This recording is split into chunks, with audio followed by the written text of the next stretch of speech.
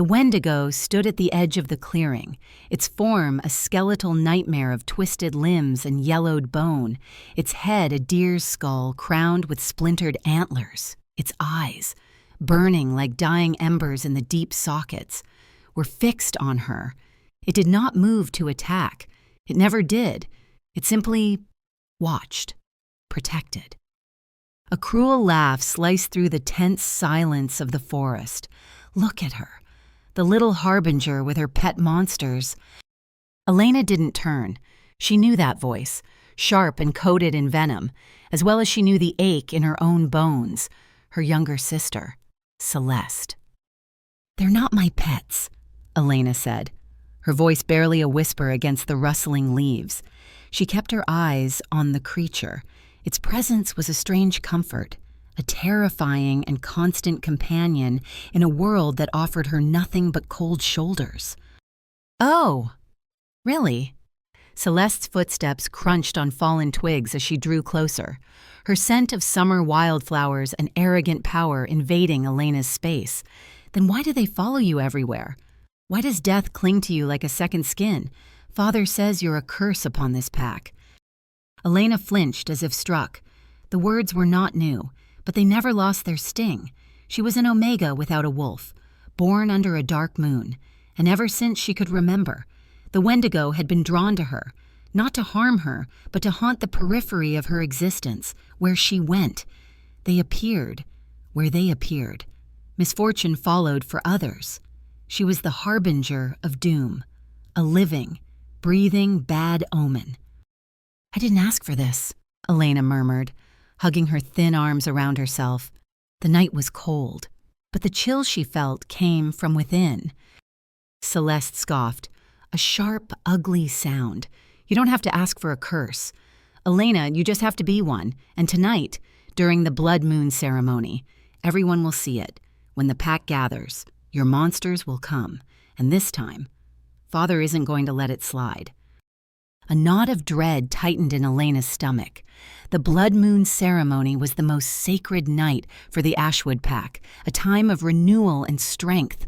Her presence was forbidden, but she could never stay away entirely, drawn by a desperate, foolish hope that one day she might belong. "Stay away from the ceremony," Celeste warned, her voice dropping to a low hiss. "If you ruin it, I swear, I'll make you wish the Wendigo would just finish the job and eat you." Celeste turned and stalked away, leaving Elena alone with the silent monster in the trees.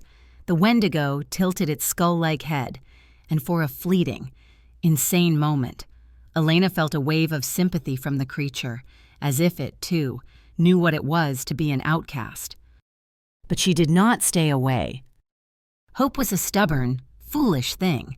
She hid in the shadows of the great oaks, watching her pack gather around the ceremonial bonfire. She saw her father, Alpha Garrett Ashwood, his face a mask of grim authority. She saw her mother, Isabel, who had not met her gaze in over a decade, her expression distant and pained, and she saw Celeste, preening in the firelight, the perfect alpha daughter. For a moment, it was beautiful, the chanting, the crackling flames, the sense of unity that she could feel but never touch. And then, as the moon overhead bled into a deep, crimson red, a howl tore through the night, but it was not the howl of a wolf. It was the shriek of a Wendigo. Panic erupted. From the dark woods, not one, but a dozen of the creatures emerged, their skeletal forms silhouetted against the bloody moon. They moved with an unnatural speed, their claws scything through the air. Warriors shifted, fur and bone snapping into place as they met the charge. The clearing became a whirlwind of fur, claws, and splintered bone. But no one looked at the fighting. Every eye, filled with terror and rage, turned to her, to the shadow under the oaks. "It's her!" someone screamed. "The harbinger. She brought them." Her father's roar cut through the chaos. "Elena." He pointed a bloody claw at her, his eyes burning with a hatred so pure it scorched her soul. "You have brought this plague upon us for the last time. You are the cause of this." "No," she cried, her voice lost in the din. "I didn't."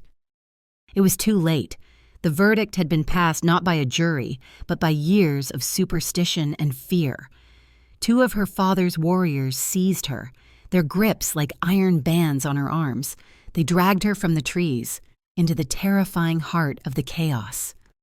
Celeste watched with a triumphant smirk.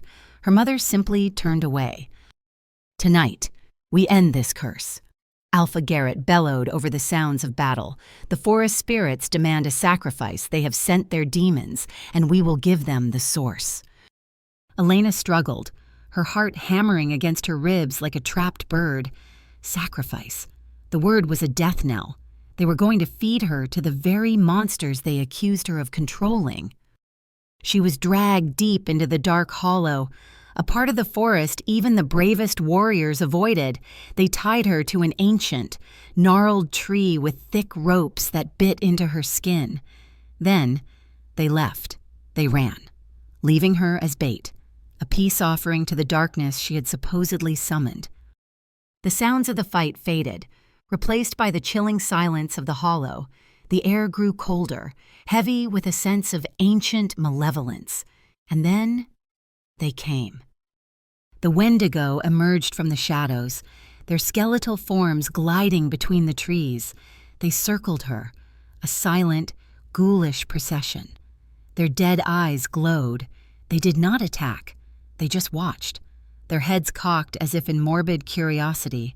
One of them, the largest, stepped forward and let out a low, guttural croon, a sound that was almost protective. Elena closed her eyes, tears freezing on her cheeks.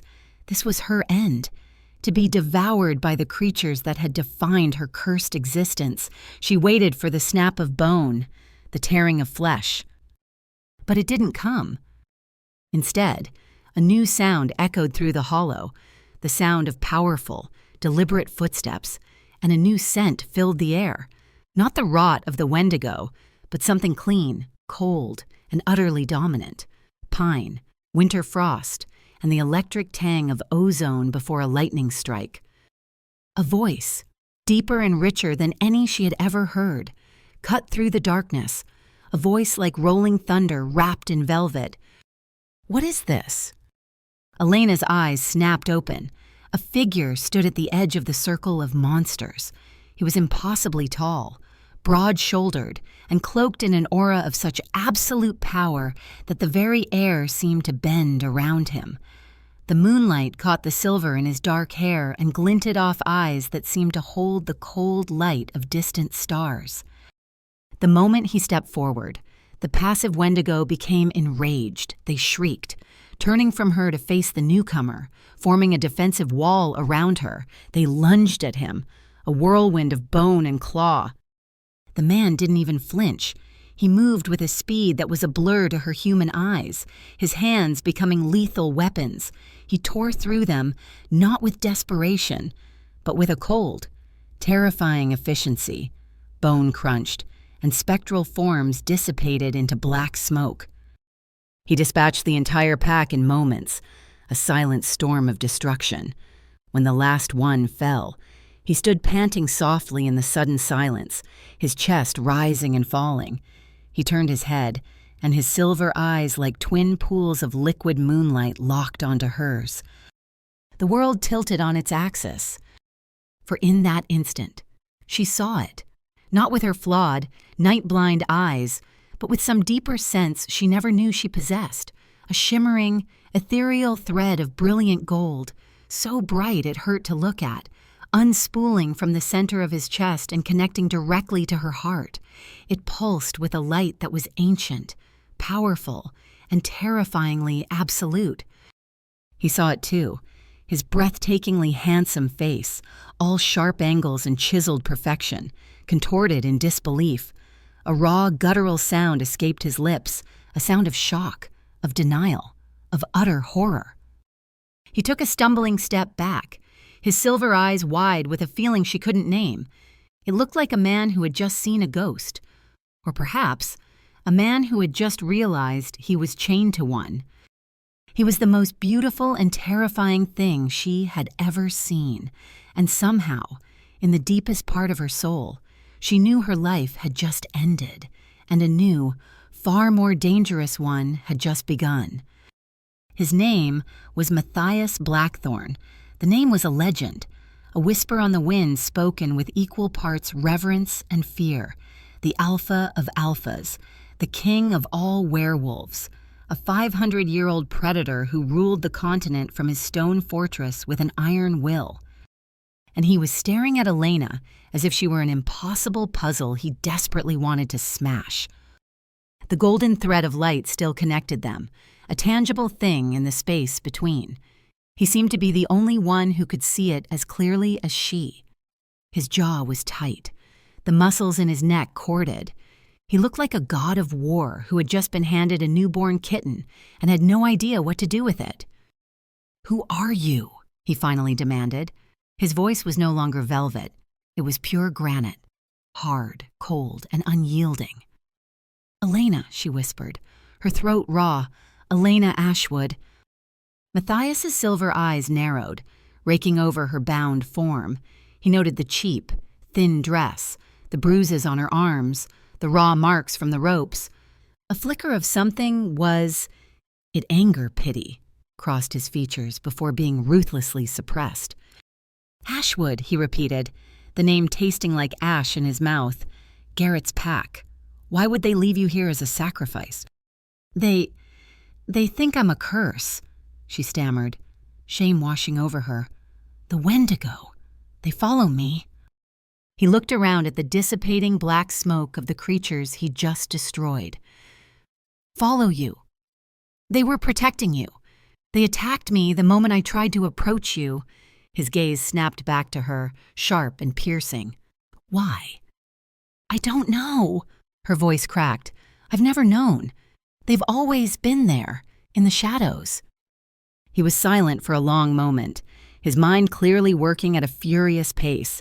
He was trying to reconcile the impossible the girl tied to a tree, a cursed omen, was somehow his true mate, the one soul in all of existence forged for his, the one thing he had spent 5 centuries vowing he would never have. Never allow himself. Love was a weakness, a vulnerability that had once cost him everything. It had turned him into a monster that night, all those centuries ago, under a different blood moon. He had slaughtered his own family in a blind, feral rage he could never forget, and he had sworn off connection ever since. And now, fate, that cruel and mocking mistress, had literally tied his other half to a tree and presented her to him. With a growl of frustration that seemed torn from the depths of his soul, he moved forward. Elena flinched, but he didn't touch her. Instead, with a single, effortless motion, he sliced through the thick ropes with his claws, which had extended almost unconsciously from his fingertips. The ropes fell away and freed from their support. Elena's legs gave out. She crumpled forward. Instinct, faster than thought, took over. He caught her, his arms closing around her small frame. It was like being struck by lightning. A jolt of pure energy shot through her, so powerful it made her gasp. His body was a furnace of heat against the cold night, his arms hard as steel bands. The scent of him, pine and winter and storm, overwhelmed her senses, intoxicating and terrifying. Her head swam, her heart, which had been hammering with fear, now pounded with a strange, new rhythm, a frantic beat that seemed to echo his own. He went rigid in her arms. He was supposed to be numb, a creature of ice and control, but touching her was like plunging his frozen hands into a roaring fire, a wave of warmth, a feeling, crashed through the stone walls he had so carefully constructed around his heart. It was agonizing. It was exquisite. He felt the phantom pains of 1,000 lonely nights recede, replaced by this singular, searing connection. He let her go as if he'd been burned, setting her on her feet and stepping back immediately. The loss of his heat was so sudden it felt like a physical blow. "You will come with me," he commanded, his voice strained. It was not a request. "Where?" she asked, her voice trembling as she rubbed her chafed wrists. "To Blackthorn Keep. I want to know why the Wendigo guard you and why you are connected to me." He bit off the last words, unable to deny the golden thread that still pulsed between them, a luminous chain of destiny. He turned his back on her, a clear dismissal, and started walking. Elena hesitated for only a second. Go with the terrifyingly powerful Alpha King, who looked at her with a mixture of rage and unwilling fascination, or stay here, in a forest full of monsters, waiting for her own family to realize their sacrifice hadn't worked. It wasn't much of a choice. Stumbling on legs that still felt weak, she followed the dark, imposing figure of Alpha Matthias Blackthorn into an unknown future, the golden thread of their souls pulling her inexorably forward. Blackthorn Keep was not a home. It was a fortress carved from the heart of a mountain. Its stone towers pierced the night sky like jagged teeth, and its walls were the color of a stormy sea. It was magnificent and grand, but it was utterly devoid of warmth. It was a perfect reflection of its master. Elena was led through vast, echoing halls by a beta named Tobias. He was older than Matthias, with kind, crinkling eyes and a steady, calming presence. He treated her with a gentle courtesy that was so foreign to her. She didn't know how to react. "The Alpha King has ordered you be given a room in the north wing," Tobias said, his voice a low, pleasant rumble. "It's quiet there." Quiet was an understatement. The wing was empty, a gallery of closed doors and thick dust motes dancing in the slivers of moonlight. The room he showed her to was larger than her entire family's cottage. It had a 4-poster bed draped in dark velvet, a fireplace of cold, black marble, and a window that overlooked a sheer drop down the mountainside. It was a luxurious prison. "Will I be able to leave?" she asked, her voice small. Tobias's kind expression tightened with regret. "The Alpha has given strict orders. You are not to leave this room without his permission or my escort, for your own safety," he added, though it sounded like an excuse even to his own ears. He left, and the heavy sound of a lock turning in the door echoed in the cavernous room. Elena was alone. She sank onto the edge of the ridiculously soft mattress, the events of the night crashing down on her, sacrificed, rescued, kidnapped, chained by a thread of light to an ancient, tormented king. It was too much. She curled into a ball, pulled a velvet throw over her head, and for the first time in years, cried herself into a restless, dream-filled sleep. She dreamed of a man with silver eyes. He was smiling, a genuine, breathtaking smile that transformed his harsh features into something beautiful. He held her hand, his thumb stroking her knuckles, but then the dream shifted. The sky turned red. He was on his knees, a sword in his chest, his silver eyes wide with shock and pain. He was dying in her arms, his blood staining her dress, and he was whispering a name, not Elena. It was Ariana. She woke with a gasp, the phantom weight of his dying body heavy on her limbs.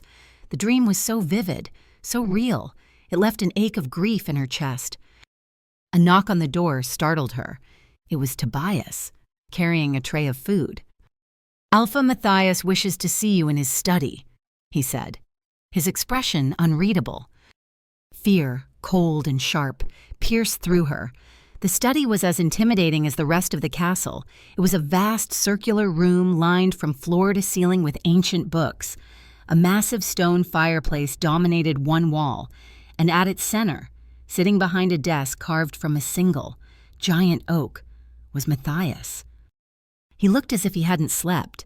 His silver eyes were stormy, and the air around him crackled with tension. The golden thread connecting them seemed brighter in the firelight, a stark reminder of the unwanted bond. "Sit," he commanded, gesturing to a chair that seemed miles away. She obeyed, perching on the edge of the leather seat. He leaned forward, his hands steepled before him, his gaze intense enough to strip the soul bare. "Tell me everything. Start from the beginning. Why are you called the Harbinger?" So she told him. She spoke of her wolfless birth, the way the Wendigo had appeared in her village the day she was born. She described the years of scorn, the whispers, the blame for every failed hunt and harsh winter. She told him how her own family treated her like a disease. Her voice was flat, detached, as if she were reciting someone else's tragic story. Matthias listened in absolute silence, his expression unmoving stone, but his silver eyes, they missed nothing. She felt as if he could see every scar on her heart. When she finished, he was quiet for a long time. The only sound was the crackle of the fire. "You have no wolf," he stated. "A fact, not a question. You cannot shift, and you are night-blind." She nodded, the familiar shame burning her cheeks. She was flawed, defective. "And yet," he continued, his voice a low murmur, "the Wendigo, creatures of pure darkness, do not harm you. They defend you. You are an Omega, yet you carry the scent of something else, something ancient." He stood up and began to pace before the fire, a caged predator in his own den. The movement was fluid, powerful, mesmerizing. "This bond between us," he finally said, stopping to face her, his back to the flames. "It is that of a true mate, an unbreakable, fated connection. It is supposed to be a blessing from the moon goddess." He laughed then, a short, bitter, humorless sound, a blessing. She has a sick sense of humor. He looked directly at her, and the cold mask slipped, revealing a flash of the raw agony beneath. "I do not want a mate. I do not want this connection. You are a mystery tied to the very darkness I have sworn to destroy. In my eyes, you are a threat, a potential weapon, or a liability." Each word was a stone, and he was building a wall between them. "So what happens now?" Elena asked, her voice trembling slightly. "Now," he said, his expression hardening once more into unfeeling granite. "You remain my prisoner. I will watch you. I will study you. And I will uncover your secrets. You will not be trusted. You will not be given freedom. You are a problem. Elena Ashwood, and I always solve my problems." He dismissed her with a wave of his hand. As Tobias escorted her back to her room, Elena felt the weight of his words settle over her. Prisoner, threat, problem. He saw the golden thread between them, the sign of a sacred bond, and called it a chain. And she knew, with a certainty that chilled her to the bone, that he would rather chew off his own leg than be tethered to the likes of her. Days bled into weeks. Elena's life settled into a strange, suffocating routine. She would wake, eat the food Tobias brought, and stare out the window at the endless expanse of jagged peaks and cloudy skies. She was watched constantly. The guards outside her door were silent sentinels. The other pack members she glimpsed in the halls would avert their eyes, their fear and suspicion a palpable force. They saw her as their alpha's strange, cursed pet. Matthias was a ghost, a presence she felt more than saw. Sometimes, late at night, she would feel a prickling on her skin and know he was outside her door, his formidable power a heavy blanket in the air. He was observing her, trying to dissect the mystery she presented. But he never came in. He never spoke to her again after that first night. The distance was a deliberate cruelty. He was starving the bond between them, hoping, perhaps, that it would wither and die from neglect. But it didn't. If anything, it grew stronger. The golden thread was a constant hum in her soul. She started to feel him, a sudden wave of bone-deep weariness that was not her own, a flash of frustrated anger that made her clench her fists for no reason, a profound, aching loneliness that mirrored her own so perfectly it was hard to tell where she ended and he began. One afternoon, desperate for a change of scenery, she found a book left on her meal tray, a deliberate gift from Tobias. She suspected it was a history of the great werewolf bloodlines. She lost herself in the pages, tracing genealogies and reading tales of ancient alphas. The lock on her door clicked open. Elena's head snapped up, her heart leaping into her throat. Matthias stood in the doorway, filling it completely. He was dressed in simple black training pants and a thin shirt that did little to hide the corded muscles of his chest and arms. He looked like he'd just come from a fight, his hair damp with sweat, his skin gleaming. He said nothing. He just stared at her, his silver eyes sweeping over her curled on the window seat, the heavy book in her lap. The silence stretched, thick with unspoken things. The air grew heavy, charged with an electricity that made the fine hairs on her arms stand up. She could smell him from across the room, the familiar scent of pine and winter, now mingled with the clean, sharp scent of his exertion. It was a dangerously alluring combination. "What are you reading?" he asked, his voice a low rasp. "Pack histories," she replied, her voice barely a whisper. He walked into the room, each step silent and deliberate. He stopped just a few feet from her, close enough that she could feel the heat radiating from his body. It was a suffocating, dizzying proximity. "Are you looking for a way to escape?" he asked, his tone dangerously soft. "No, I have nowhere to go." His gaze dropped to the book. He reached out, his long, powerful fingers brushing against hers as he took it from her lap. The brief touch was a wildfire. It scorched a path up her arm, straight to her heart, which began to pound a frantic, desperate rhythm. She snatched her hand back as if burned, a small gasp escaping her lips. Matthias froze. He felt it too. The jolt, the searing heat. He looked at his own hand, then back at her, his silver eyes dark with a turbulent storm of emotions. Desire, denial, anger, and something that looked terrifyingly like longing. He slammed the book shut. The sound was like a gunshot in the silent room. "Stay away from the histories," he snarled, his voice tight. "My past is not your concern." He turned and strode from the room, slamming the door behind him. The lock clicked shut with a deafening finality. Elena was left trembling, her skin still tingling where he had touched her. He was pushing her away, trying to sever their connection with cruelty and coldness. But that single, accidental touch had proven one thing beyond any doubt. The physical pull between them was as real and as powerful as the golden thread of their souls. And it terrified him. The realization sent a strange, forbidden thrill through her. The great and terrible Alpha King was afraid of her, a small, wolfless Omega. He was afraid of what she made him feel. The arrival of Seraphina Vale was announced by a sudden shift in the keep's atmosphere. The oppressive silence was replaced by a flurry of activity, a nervous energy that seeped even into Elena's isolated wing. Tobias was the one to tell her, "Lady Seraphina, daughter of Alpha Dorian of the Silver Moon Pack, has arrived," he said, his expression carefully neutral as he delivered Elena's lunch. "She is a frequent guest." Elena learned what that meant an hour later. She was gazing out her window when she saw them in the courtyard below. Matthias was sparring with several of his warriors, a fluid dance of raw power and lethal grace. And watching from the sidelines was a woman of impossible beauty.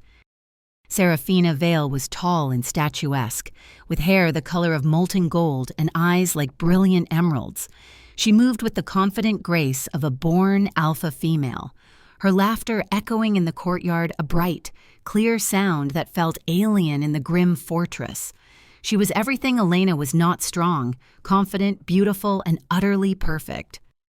As Elena watched, Seraphina walked onto the training ground after the sparring was done.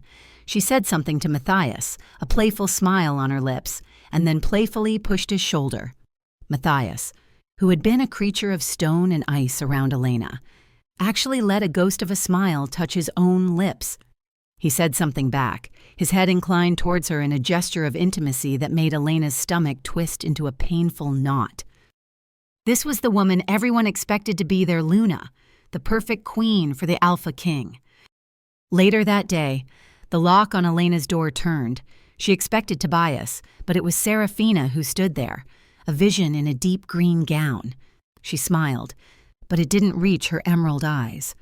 Those eyes were cold, analytical, and filled with an immediate, instinctive dislike as they swept over Elena. "So, you're the little stray Matthias picked up," Serafina said, her voice dripping with condescending sweetness. She glided into the room, examining it as if it were a cage at a menagerie. "He has such strange hobbies." Elena stayed silent, her hands clenched in the fabric of her simple dress. "I'm Serafina," she continued, as if Elena didn't already know. "I'll be the Luna of this pack soon. It's practically a done deal between my father and Matthias, so I thought I should get to know all the residents." She let the word hang in the air, loaded with insult. She circled Elena slowly, like a predator sizing up its prey. "I must admit, I'm disappointed. I heard you were some sort of dark sorceress, a monster whisperer. But you're just a girl, a plain, weak little Omega. I can't imagine what Matthias sees in you." Her eyes narrowed. "Oh, but he does see something, doesn't he? He looks at you. When he thinks no one is watching, I see it." The predatory smile returned. A word of advice. "Little stray, a king needs a queen, not a pet project. Know your place. Stay in your cage. Matthias belongs to me." With that, she turned and swept out of the room, leaving the scent of expensive perfume and the poison of her words behind. Elena's fragile hope, that tiny spark that had ignited when Matthias touched her, was doused in icy water. Serafina was right. She was a stray, a problem, a prisoner. And Matthias, the king, belonged with a queen like Serafina. The pain of it was a physical thing, a sharp stabbing ache in her chest, right where the golden thread was anchored to her heart. Serafina's visit was just the beginning. She had declared war, and her weapons were subtle and cruel. She started by accidentally telling a group of visiting alphas about Matthias's strange new prisoner. A council was called. Elena was in her room when Tobias came for her. His face was grim. "The Alpha King requires your presence in the Great Hall." His voice was low. "Be careful. Elena, the other alphas, they are not as patient as he is."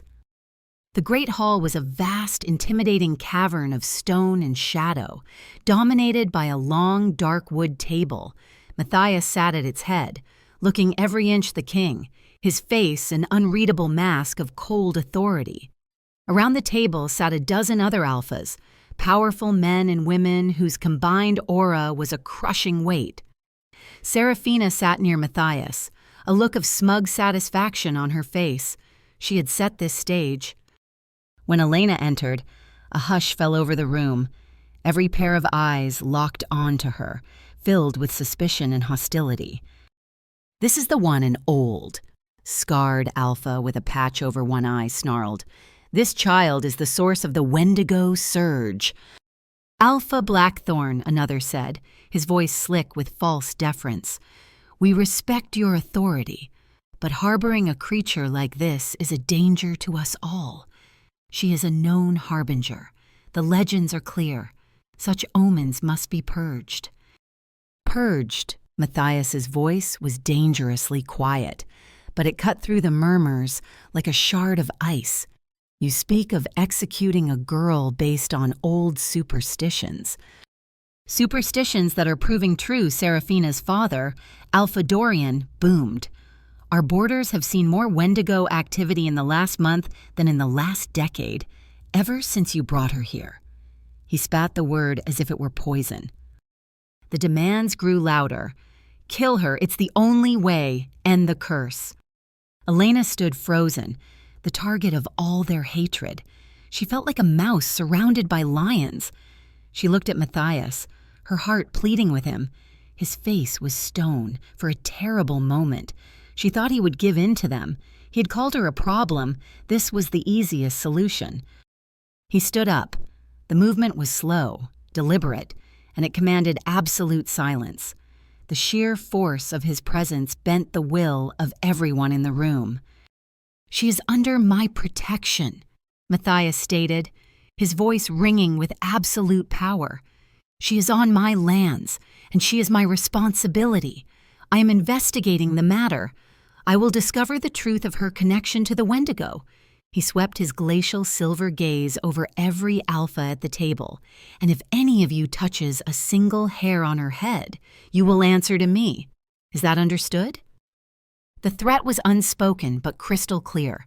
To defy him was to declare war on the most powerful alpha in the world, a war no one could win. One by one, they backed down, muttering their reluctant assent. "The matter is closed," Matthias declared. He looked at Elena, his eyes unreadable. "Take her back to her room." As Tobias led her away, she could feel Serafina's venomous glare on her back. She had tried to have Elena condemned, and Matthias had protected her. He had claimed her, not as a mate, but as his responsibility, his problem to solve. But he had protected her. That night, sleep offered no escape. The dream returned, more vivid than ever. The man with silver eyes, Matthias, was dying in her arms. The pain and grief felt so real, she could taste the salt of her own tears. But this time, a new figure appeared in the dream, a woman cloaked in shadow, her face obscured, but her eyes were the exact same shade of liquid silver as Matthias's. A voice whispered in her mind, a voice like rustling silk. "You are the key to breaking the chain, but you must choose. Will you be his salvation or just another sacrifice?" Elena woke up, her heart pounding. The woman's silver eyes were burned into her memory. The words echoed, full of a meaning she couldn't yet grasp, a key to breaking a chain, another sacrifice. A shiver of profound dread and destiny ran down her spine. Her story was far older and more complex than she could ever have imagined. And somehow, Matthias was at the very center of it all. Matthias did not speak of the council meeting. In the days that followed, the suffocating tension in the keep only intensified. He had drawn a line in the sand, declaring her his, and in doing so, had bound himself to her fate in a way that was public and undeniable. He seemed to hate it. He began to seek her out, not for conversation, but for observation. He would appear without warning in her room, leaning against the doorframe, his arms crossed over his formidable chest. Just watching her. The silence was a battlefield. His silver eyes would trace her every movement, trying to pry open her secrets, while she tried desperately not to let him see how his presence made her skin flush and her breath catch. Sometimes he would speak, his words sharp and clipped. "Walk with me." He would lead her through the cold, stone corridors of the keep. He never touched her, always maintaining a careful foot of distance between them. But the energy crackling in that space was more potent than any physical contact. He was a tightly coiled spring of control, and she was the thing that threatened to make him snap. "You flinch at shadows," he observed one evening as they walked along the castle ramparts. The wind whipped her hair across her face. "I'm not used to company," she admitted. "You are weak," he stated bluntly. "Soft. This world will break you." "It's already tried," she murmured, looking out at the endless, jagged mountains. He stopped, his gaze sharp. "What do you mean?" "My pack, my family, they did their best to break me. I just didn't let them." For the first time, a flicker of something other than suspicion crossed his face. It might have been respect. "And how did you survive?" "I learned to be invisible." "You are anything but invisible to me," he growled, the words sounding like a confession torn from his throat. The golden thread between them pulsed, a silent testament to his words. He looked away, his jaw tightening. "The lesson is over. Return to your room." He was teaching her, she realized, in his own harsh, detached way. He was trying to strengthen her. He was also fighting a war with himself, and she was the territory they were fighting over. One moment, he would treat her like a fascinating puzzle, the next, like a contagious disease. Her prison had expanded. Tobias, at Matthias's order, granted her access to the keep's library. It was her only solace. The library was a dusty, forgotten wonderland, a circular chamber filled with thousands of books, their leather spines crumbling with age. It smelled of old paper and forgotten magic. It was there she found the journal. It was tucked away on a high shelf, a small leather-bound book with no title. The pages were brittle, filled with elegant, looping handwriting from a hand long since turned to dust. The author's name was Ariana. Elena's blood ran cold, the name from her dream. She began to read. The journal told the story of an Omega who had lived in Blackthorn Keep 500 years ago. She wrote of her love for a powerful, tormented Alpha, an Alpha with eyes like liquid silver and a past that haunted him. He is my sun and my moon. Ariana wrote, but a shadow hangs over him, a darkness he cannot escape. He builds walls to keep me out, but I see the truth in his eyes. He feels our bond as I do. He's just too afraid to accept it. Elena's hands trembled. It was like reading her own story, written in another woman's hand, centuries ago. She turned the page and found a sketch. It was a portrait of a man's face, drawn with loving detail. The face was Matthias's. The sharp jawline, the straight nose, the intense, soul-piercing eyes. It was him, unmistakably. Her breath hitched. That wasn't possible. Matthias was 500 years old. Yes, but this was written 500 years ago. She read on, her heart pounding. The final entries were frantic, filled with fear. The blood moon approaches. The curse feels stronger than ever. He does not remember me, a fragment of a dream. He says, each time he is reborn, he forgets. But destiny, cruel and beautiful, always pushes us back together. And I fear this time will end in blood, just as it always has. The journal ended there. Reborn, forgets each time. Elena stared at the sketch of Matthias, her world tilting on its axis, the man in her dreams, Ariana, the woman with silver eyes who had warned her. It was all connected. This wasn't the first time. It had happened before. And if Ariana's last words were true, it was doomed to end in tragedy. The shriek of a Wendigo tore through the night, shattering the fragile peace of the keep. This was different from before, not a slow creep from the woods, but a direct, frenzied assault. The creatures of shadow were scaling the stone walls, their bony claws finding purchase where none should exist. Alarms blared, warriors roared, the entire keep erupted into chaos. Elena was in the library, the journal clutched in her hands, her mind reeling from its revelations. The doors burst open and Tobias rushed in, his face grim. "Stay here. It's not safe," he ordered, before running back into the fray. But she couldn't stay put. An invisible force was pulling her, a sense of impending doom centered around one person, Matthias. She ran through the chaotic corridors, dodging fighting wolves and shadowy monsters. She found him in the main courtyard, a whirlwind of silver and black, a living weapon against the tide of darkness. He moved with a supernatural grace, every blow precise and lethal. But there were too many of them. A massive Wendigo, larger than any she had seen before, with the skull of a great bear, broke through the line of defenders. It ignored the other warriors, its burning eyes fixed on one target, Matthias. "Matthias, behind you!" she screamed, her voice thin against the roar of battle. He turned, but he was a fraction of a second too late. The bear Wendigo's claws, long as daggers, raked across his chest.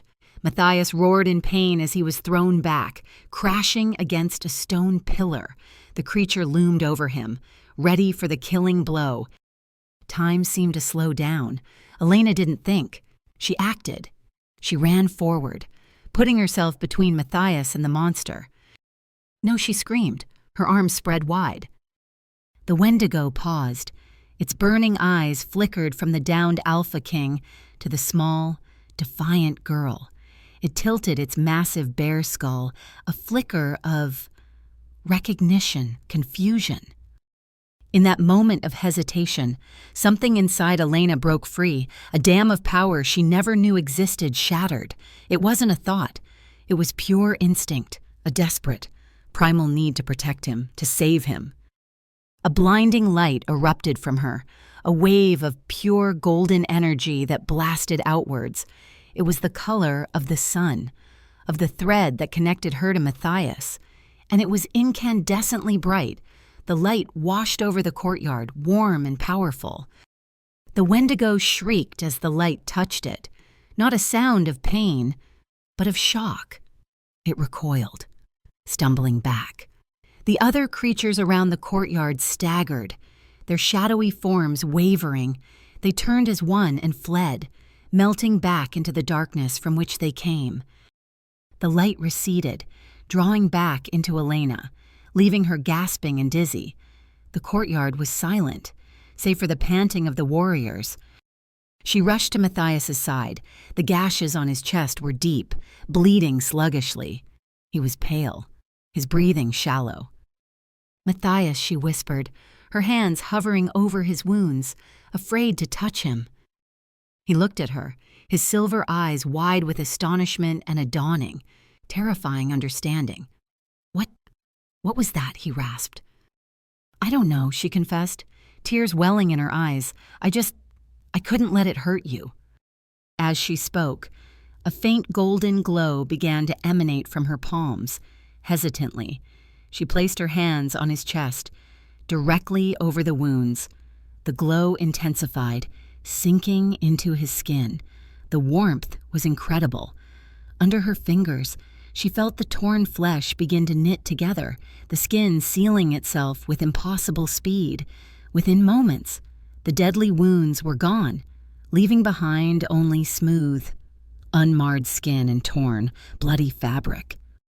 He stared down at his chest, then back up at her, his expression a mixture of awe, disbelief, and profound fear. The golden thread connecting them burned with an intensity that was almost painful. He had pushed her away, denied the bond, treated her as a curse, and she had just saved his life with a power she didn't know she had, a power that seemed to be the antithesis of the darkness that clung to her. He was the king of a world of shadow and violence, and his mate, the cursed harbinger, was made of pure light. The contradiction was a chasm between them, but in that moment, as she knelt over him, her hands still glowing with gentle warmth, it was the only bridge that mattered. The aftermath of the attack was a strange, tense calm. The pack looked at Elena differently now. She was no longer just the cursed girl. She was the girl who had single-handedly repelled a Wendigo army with a blast of sunlight. They didn't understand it, and that made them fear her even more, but it was a new kind of fear, one tinged with a reluctant awe. Matthias had retreated behind his walls of ice, but the foundations were cracked. He avoided her for 2 days, and the entire keep seemed to hold its breath. Elena felt his turmoil through their bond, a raging storm of confusion, denial, and a new, frightening emotion, hope. He was a man who had forgotten what hope felt like, and its unfamiliar taste was like poison to him. On the 3rd night, he came to her room. He didn't knock. The door simply opened, and he was there. He had foregone his usual dark, formal attire for simple gray sweatpants and a black t-shirt. It was the most casual she had ever seen him, and somehow it made him look even more formidable, more real. "We need to talk," he said, his voice low and rough. He didn't invite her to his study. He walked to the window, the same one she spent her days staring out of, and looked into the darkness. "The power you used," he began, not looking at her. "Where did it come from?" "I told you. I don't know," she said, standing by the cold fireplace. "It just happened. I saw you were in danger and you unleashed the power of the sun," he finished for her, a bitter edge to his tone. He turned to face her, his silver eyes boring into hers. Nothing about you makes sense.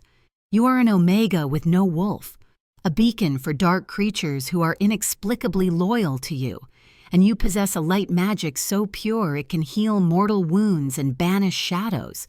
You are a walking paradox. Elena Ashwood. He took a step closer. The air crackled. I have spent 500 years embracing the darkness, he confessed, his voice dropping to a near whisper. It is my armor, my weapon, my penance. And then you arrive, a creature of impossible light, and fate dares to tell me that you are mine.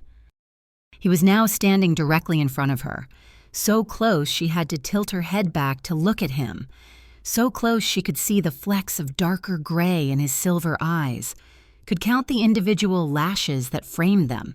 The heat from his body was a physical presence, wrapping around her, making her feel small and protected and utterly overwhelmed.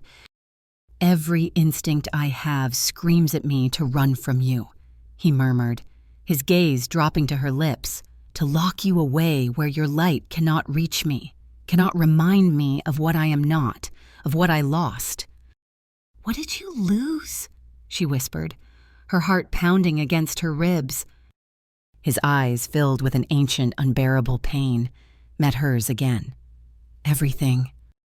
He raised a hand, slowly, as if fighting against its every movement, his fingers, long and calloused from centuries of combat, gently touched her cheek. His skin was warm, not cold as she had imagined. The contact sent a shudder through her entire body. It wasn't a jolt of electricity this time. It was a slow, melting heat that spread through her veins like warm honey. Her breath hitched. The world narrowed to the feel of his skin on hers, the scent of pine and winter invading her senses. The sight of his tormented. Beautiful face so close to her own. I fight this, he breathed, his thumb stroking her jawline with an agonizing gentleness. I fight it with everything I am, but it is like fighting the tide. Like telling my own lungs not to breathe. His gaze was intense, a raw mix of desperation and desire. When you healed me, when I felt your light pour into me, it didn't just heal my body. It touched a part of my soul I thought had died centuries ago. He leaned in closer, his forehead resting against hers. Their breaths mingled in the small space between them. Elena's eyes fluttered shut. This was madness. He was her captor, a terrifying king who had admitted he saw her as a threat. But in this moment, all she could feel was the truth of their connection, the pull of a bond that defied logic and time. I shouldn't want this, he whispered against her skin, his lips brushing the corner of her mouth. I shouldn't want you. The gossamer light touch sent a fresh wave of heat through her.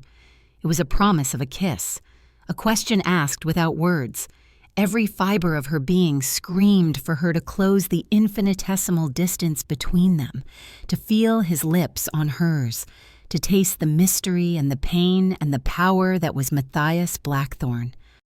But then, with a choked groan, he pulled back. He wrenched his hand away as if her skin had burned him, and staggered back a step, his chest heaving. The tormented king was back, the walls of his fortress slamming shut once more. This is a mistake, he ground out, his voice harsh. Forget this happened. He turned and fled from the room, leaving Elena trembling, her cheek still burning from his touch, her lips still tingling from the kiss that almost was. He could fight it all he wanted. He could run and hide behind his ice and his anger, but tonight he had shown her his weakness. He had shown her the cracks in his armor, and his weakness was her. Serafina was not blind. She felt the shift in the keep, the change in the current between Matthias and Elena. She saw the way his eyes would now seek Elena out in a crowd, the way he would go still when she entered a room. The failed plot at the council meeting had not deterred her. It had only made her more determined and more cunning. She knew a direct confrontation was foolish, so she changed her tactics. She decided to befriend her enemy. Elena. Darling, she cooed, appearing at Elena's door one afternoon with 2 goblets of what smelled like spiced cider. I feel we got off on the wrong foot. I was stressed. The attack, the council, it's been difficult for everyone. Can we start over? Elena was wary, but Serafina's smile was disarmingly bright. Maybe she was mistaken. Maybe Serafina was simply trying to secure her position and saw Elena as a true threat before. Now that Matthias had made his stance clear that Elena was a problem under his protection, perhaps Serafina felt her position was secure enough to be magnanimous. It was a foolish hope, but Elena, starved for any kind of kindness, allowed it to bloom. They talked for a while. Serafina asked about Elena's life. Feigning sympathy for her past, she spoke of her own duties as an Alpha's daughter, painting a picture of a life of pressure and expectation. She was a master manipulator, weaving a web of false camaraderie. "There's a small celebration tonight," Serafina said casually, as she was about to leave, "just for the inner circle, to celebrate our victory against the Wendigo. Matthias is so grim all the time. I thought we could use some levity. You should come. I'll even lend you a dress. It's time you came out of this room and showed them you're not some monster to be feared." It was a tempting offer, a chance to feel normal, to be part of something, against her better judgment. Elena agreed. The dress Serafina sent was beautiful, a simple gown of deep blue silk that made her feel almost elegant. When she entered the private hall where the party was being held, a few heads turned. She saw Matthias standing by the fire, deep in conversation with another Alpha. His eyes found her across the room, and for a split second, they widened in appreciation before his usual mask of indifference slammed back down. But she had seen it. But she had. Serafina guided her to a table, pressing a goblet into her hand. "Here, drink this. It will help with the nerves." The drink was sweet and warm. Elena, unaccustomed to such gatherings or to alcohol, sipped it gratefully. The conversation flowed around her. For the first time, she felt a flicker of belonging. But then, a strange heat began to spread through her veins. It started in her stomach and radiated outwards, a prickly, intense warmth that had nothing to do with the cider. The room began to feel stifling, the sounds blurring at the edges. Her skin felt too tight, her senses overly acute. She could hear the frantic beating of her own heart. Something was wrong. She looked at Serafina, who was watching her with a strange, triumphant glint in her emerald eyes. "I feel unwell," Elena stammered, standing up on shaky legs. Matthias must have sensed her distress. His head snapped in her direction, his conversation forgotten, his eyes narrowed, his nostrils flaring as he scented the air around her, his face contorted in alarm. He was across the room in a heartbeat, his hands on her arms, steadying her. "What's wrong? What did you drink?" His voice was a low, urgent growl. "Just cider," she mumbled, her vision swimming. Her body felt like it was on fire. An intense pressure was building in her bones, a deep cellular ache that was both terrifying and strangely familiar. "Serafina," Matthias snarled, his silver eyes flashing with murderous rage as he looked at the other woman. "What did you give her?" Serafina held up her hands in mock innocence. "Just a little something to liven things up, a traditional wolfsbane tonic. It's supposed to awaken one's inner beast. I thought it might help the poor girl finally connect with her wolf." Her words were poison-laced honey. Wolfsbane, in high doses. A poison, but in a carefully measured dose. It could force a werewolf's transformation. For someone who had never shifted, whose body had no wolf to release, it could be lethal. "You fool!" Matthias roared. He scooped Elena into his arms as her legs buckled. "You could kill her!" He carried her from the hall. Ignoring the shocked gasps of his pack members, he moved with a desperate speed, his long legs eating up the distance to her chambers. He laid her gently on the bed. She was writhing now. a low moan of pain escaping her lips. Her skin was burning hot to the touch. "Fight it, Elena," he commanded, his voice tight with a fear she had never heard from him before. But then, another voice echoed in her head, a voice that was not her own. It was strong, wild, and achingly familiar, like a half-remembered song. "I am here," the voice said. "I have always been here. Let me out." Who are you?" Elena gasped out loud. "I am Lyra," the voice replied, resonating from the depths of her soul. "I am you. I am our wolf." A wolf? She had a wolf. She had been told her whole life she was empty, but Lyra had been there, dormant, waiting. The wolfsbane hadn't been trying to kill her. It had been trying to force an awakening her body was not ready for. An excruciating pain shot through her as her bones began to creak and shift. This was it, the change. It was happening, but it was wrong. It was forced, unnatural. Her body was fighting itself. A scream tore from her throat. Elena Matthias's hands were on her, his voice a desperate anchor in a sea of agony. "Hold on, I'm here." He pulled her against his chest, wrapping his powerful arms around her as her body convulsed.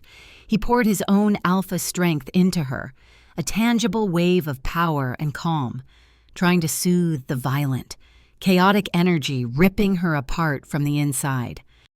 "I can't," she sobbed, the pain overwhelming. "Yes, you can," he insisted, his lips brushing against her hair. "Breathe with me. Feel our bond. Let it guide you. Don't fight the change. Welcome her." His voice, his strength, his presence, they were a lifeline. She focused on the golden thread between them, on the steady beat of his heart against her ear. She stopped fighting the pain and leaned into it. She reached out with her mind, towards the voice, towards Lyra. "We are one," she thought. The agonizing shifting smoothed out. The pain began to recede, replaced by a feeling of incredible power. She felt her limbs elongating, her senses exploding. The world became a symphony of scents and sounds, and through it all, she felt Matthias holding her, his power a protective shield around her.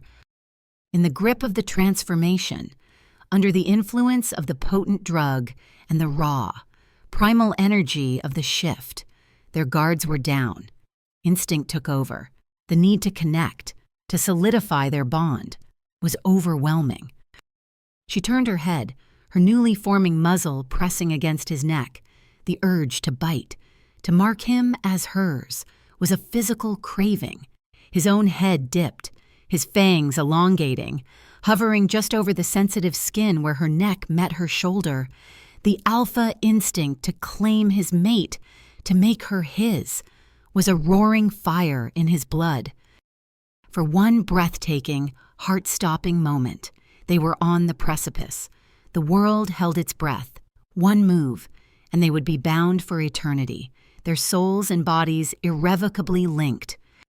But then, with a shudder that seemed to rack his entire body, Matthias pulled back. "No," he growled, the word a sound of pure self-denial. "Not like this." His control, forged over 500 years of solitude and discipline, was absolute. He would not take her in a moment of weakness and drug-fueled instinct. He would not allow their sacred bond to be tainted by Seraphina's treachery. His restraint gave Elena the clarity she needed to complete the change. With a final surge of energy, the transformation was complete. Where the small, fragile Elena had been, a wolf now lay panting on the bed. But she was not a normal wolf. Her fur was pure white, shimmering with a soft, ethereal light, as if spun from moonbeams, and her eyes, when she opened them, were not the eyes of a wolf. They were a brilliant molten gold. She was magnificent, she was impossible, and she was a creature of pure, undiluted magic. Matthias stared at the blessed wolf he now knew was his mate, and for the first time in 5 centuries, he felt something more powerful than fear or duty or pain. He felt reverence. the existence of a blessed wolf, a creature of legend not seen in a millennium, sent shockwaves through the supernatural world. Whispers traveled fast. Messengers arrived at Blackthorn Keep from packs hundreds of miles away, all seeking an audience, a glimpse of the impossible made real. Matthias shielded Elena from it all. He kept her isolated, not as a prisoner anymore, but as a treasure to be protected. His demeanor towards her had changed completely. The cold, analytical Alpha was gone, replaced by a man wrestling with a profound reverence he didn't know how to express. The harsh words stopped. In their place was a quiet, watchful intensity that was somehow even more unnerving. The transformation back to her human form had been easier, more natural. Now, she felt Lyra as a constant presence in her mind, a source of strength, wisdom, and wild, joyful energy. "He watches us," Lyra would murmur in her mind whenever Matthias was near. "The king fears his own heart." Elena knew her wolf was right. Matthias had begun training her. He claimed it was to control her new abilities, but it was an excuse to be near her. Every day. They would meet in a secluded mountain clearing. He taught her how to truly see with a wolf's eyes, to track scents on the wind, to move with a grace she'd never possessed. These training sessions were a slow, tantalizing dance of intimacy. "You're hesitant," he said one afternoon, his voice a low rumble behind her. They were practicing combat forms, though she felt clumsy and weak next to his centuries of experience. "You fear your own strength." He stepped behind her, his body pressing against hers as he adjusted her stance. His chest was a wall of solid warmth against her back. One hand rested on her waist, sending sparks through the thin fabric of her tunic, while the other guided her arm. His breath was warm on her neck. "Like this," he murmured, his voice sending a shiver down her spine. "Feel the power flow from the ground, through your core. Don't force it. Allow it." Her mind went blank. All she could feel was him, the hardness of his body, the heat of his skin, the intoxicating scent of pine in winter.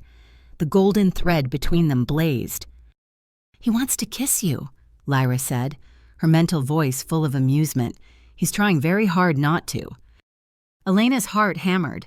She could feel the truth of it in the rigid control he was exerting, in the slight tremble in the hand on her waist. She turned her head slightly, her cheek brushing against his.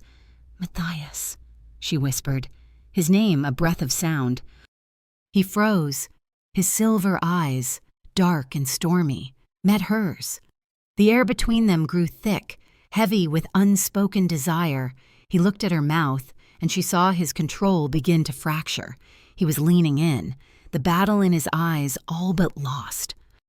And then he let her go, stepping back abruptly as if he'd been burned. He ran a hand through his dark hair, turning away from her. "That's enough for today," he said, his voice strained. He refused to look at her again, stalking back towards the keep, his shoulders rigid with the effort of restraining himself. Elena was left standing in the clearing, her body humming with a frustrated energy. This push and pull was a sweet torture. He would draw her close, let her see the man beneath the monstrous king, and then slam the door shut, leaving her cold and wanting more. He was terrified of the bond, terrified of what he felt for her, terrified of his own past. And she was beginning to realize that the only way to save him from his ghosts was to walk directly into the fire of his past with him. But first, she needed to understand it. Her mind went back to the journal, to Ariana's words. Each time he is reborn, he forgets. The idea was insane, impossible, but so was a blessed wolf.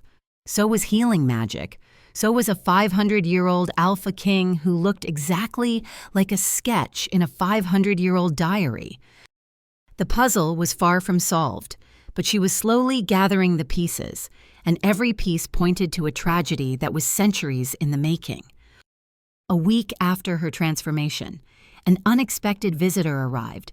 She was an ancient she-wolf, her fur the color of faded silver, her eyes cloudy with cataracts but sharp with an inner sight. She introduced herself as Alara, High Priestess of the Moon Temple. She had traveled for days without stopping upon hearing the news.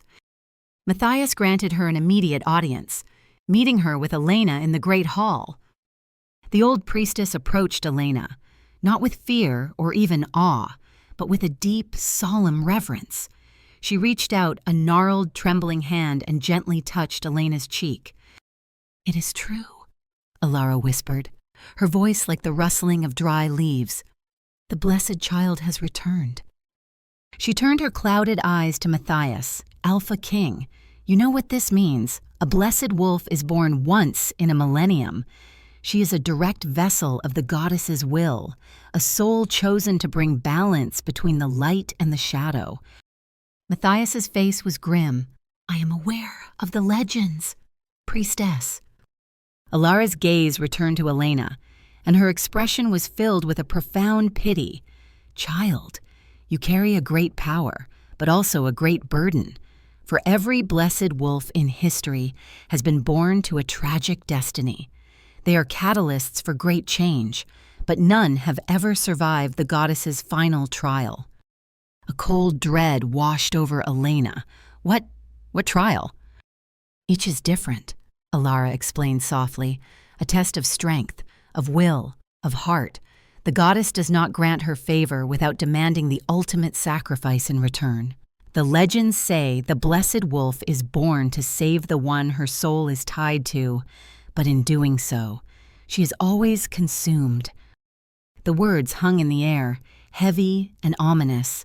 Consumed, sacrifice. The word from her dream echoed in her mind. After the priestess left, a new heavy silence fell between Elena and Matthias. The revelation had changed the dynamic between them yet again. Before, he had seen her as a threat to his control, a dangerous temptation. Now, he saw her as something fragile, something precious that was destined to be broken. And it terrified him more than anything else. He began to pull away again, but this time it wasn't out of anger or denial. It was out of fear. Fear for her. He looked at her now with a desperate, protective instinct that was heartbreaking to watch. He saw not just his mate, but a beautiful, fragile soul walking toward a predetermined doom. He believed that, like everything else he had ever cared for, she would be taken from him. He believed he was the curse that would destroy her. That night, Elena couldn't sleep. The priestess's words haunted her. Tragic destiny. She slipped out of her room and went to the one place that offered comfort, the library. She needed to know more. She searched for books on the blessed wolves, on ancient prophecies, in a heavy tome bound in cracking leather. She found a passage that made her blood run cold. It was a prophecy from an ancient lunar oracle. The king of shadow and silver, chained to a cycle of sorrow, shall meet the daughter of moonlight 13 times. 12 times she will fall to save him from the dark, and 12 times he will fail. On the 13th cycle, the blessed wolf will hold the key. Her light can shatter the chains forever, or her fall will condemn his soul to an eternity of night. 13 times, 12 failures. She was the 13th, the final chance, the key. A wave of dizziness washed over her. She gripped the table for support, her mind reeling. The dreams, Ariana's journal, the priestess's warning, it was all pieces of this one. Terrible prophecy. Matthias wasn't just a 500-year-old alpha. He was something more, something ancient and cursed, trapped in a repeating nightmare, and she was the last hope of waking him up. But the prophecy was clear. To save him, all the others had fallen. History, destiny, and the goddess herself all seemed to demand the same price for his salvation. Her life. The revelation of the prophecy settled like a shroud over Elena. She was the final act in a tragedy that had been playing out for over 1,000 years. She looked at Matthias now and saw not just a king, but a prisoner of fate. a man who had lost the love of his life 12 times over without even knowing it. The depth of his sorrow was unimaginable, buried under centuries of forgotten lives. Her heart ached for him with an intensity that stole her breath. Meanwhile, Serafina watched the growing bond between Matthias and Elena with a fury that curdled her beauty into something ugly. Her attempt to awaken Elena's wolf had backfired spectacularly, revealing her as a blessed wolf and pushing Matthias even further into a protective stance. Serafina was losing, and she was not a woman who accepted defeat. Desperate, she reached out into the shadows, making a deal with a power she did not understand. A mysterious witch named Morgana had contacted her through whispers on the wind, promising Serafina everything she desired: the throne, the title of Luna, and Matthias himself if she would only help remove the obstacle that was Elena. Serafina, blinded by ambition, readily agreed. Her plan was both bold and traditional. She invoked the right of challenge, an ancient law that allowed any she-wolf to challenge another for the right to be considered the alpha's mate. The challenge was a trial by combat, to the death, if the challenger wished it. She made her challenge publicly, in the Great Hall, in front of the entire pack. I, Serafina Vale, of the Silver Moon Pack, daughter of an alpha, challenge the Omega, Elena, for the right to stand beside Alpha Matthias, she declared, her voice ringing with arrogance. A shocked silence fell over the hall. Matthias, who had been standing by the hearth, went rigid. His silver eyes flashed with a lethal fury. "Serafina, you will withdraw this challenge," he commanded, his voice a low, deadly growl. Serafina smiled, a cold, triumphant twist of her lips. "I will not. The ancient laws are clear, my king. You cannot interfere. It is a matter between us. Unless, of course, your little pet is too much of a coward to accept." All eyes turned to Elena. Lyra bristled in her mind. "She insults us. We will not be called cowards." Elena was still new to her wolf, new to her powers. Serafina was a trained warrior, an alpha female in her prime. It was a mismatch. But to refuse would be to show weakness, to dishonor both herself and the alpha she was destined to save. "I accept," Elena said, her voice clear and steady, surprising even herself. A slow smile spread across Serafina's face. The blood ring. At dawn. The blood ring was an outdoor arena used for settling disputes. As the sun rose the next morning, its first rays illuminating the frost on the ground, the entire pack gathered to watch. Matthias stood at the edge of the ring, his face carved from stone, his hands clenched into fists at his sides. The law forbade him from intervening, and the agony of it was plain to see. Elena and Serafina faced each other in the center of the ring. "I'm going to enjoy this," Serafina purred, and then she shifted. Her wolf was a magnificent, golden-furred beast, large and powerful, with emerald eyes that burned with malice. Elena took a deep breath and let Lyra take over. The transformation was swift, a seamless flow of energy. Lyra emerged, her pure white fur a stark contrast to Serafina's gold, her own golden eyes glowing with a calm, ethereal light. The fight began. Serafina was brutal. She was a storm of claws and teeth, using her superior size and experience to overwhelm Lyra. She tore at Lyra's flank, snapping at her throat, driving her back again and again. She wasn't just trying to win, she was trying to maim, to kill. Lyra, graceful and swift, was on the defensive. She was faster, more agile, but she lacked Serafina's raw, savage power. During a clinch, their jaws locked. Serafina's hot breath was in Lyra's ear. "Did you really think you stood a chance?" she snarled, her voice a low growl that only Elena could hear. "Morgana promised me this victory. She promised me everything. You are nothing but a sacrifice to secure my future." Morgana! The name struck Elena like a physical blow. The mysterious witch was involved. this wasn't just about jealousy. This was part of a much larger, darker plan. The revelation fueled a surge of new strength. Serafina, overconfident, lunged for a killing bite to the throat. Lyra dodged at the last second, and as Serafina shot past, Lyra pivoted and clamped her jaws on Serafina's back leg. There was a sickening crunch of bone. Serafina howled in pain and fury, collapsing to the ground. Lyra now stood over her. The victor. The law was clear.